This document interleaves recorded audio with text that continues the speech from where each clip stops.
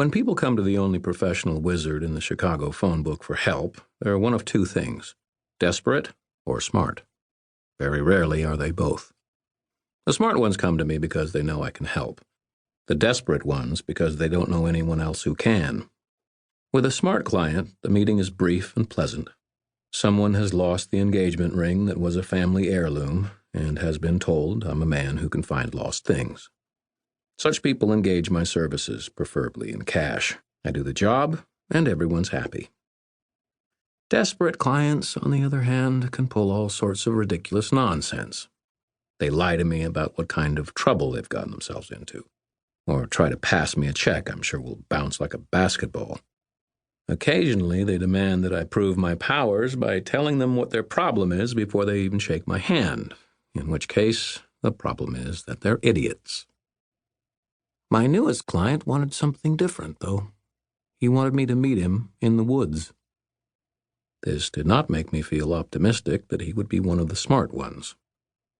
Woods being in short supply in Chicago, I had to drive all the way up to the northern half of Wisconsin to get to decent timber.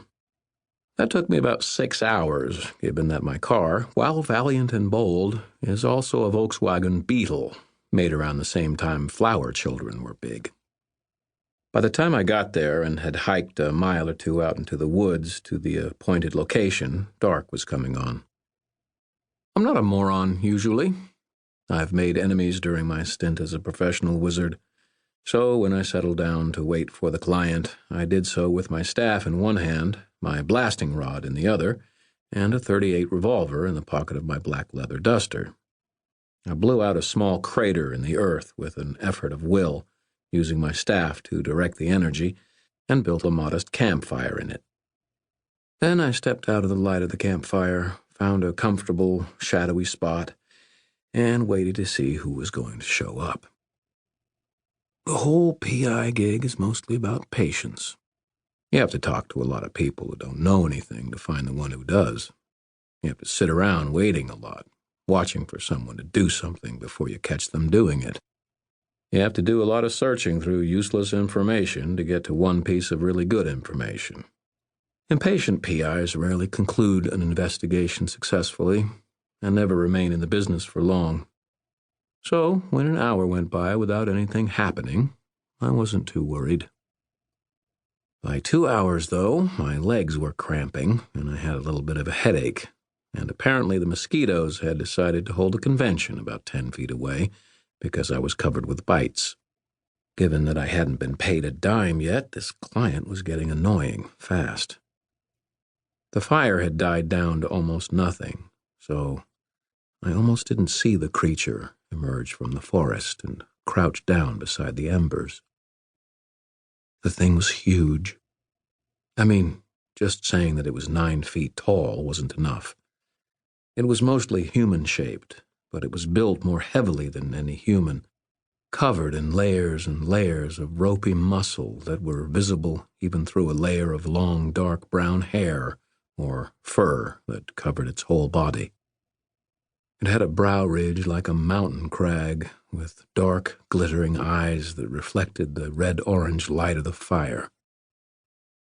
I did not move, not even a little. If that thing wanted to hurt me, I would have one hell of a time stopping it from doing so, even with magic. And unless I got lucky, something with that much mass would find my .38 about as deadly as a pricing gun.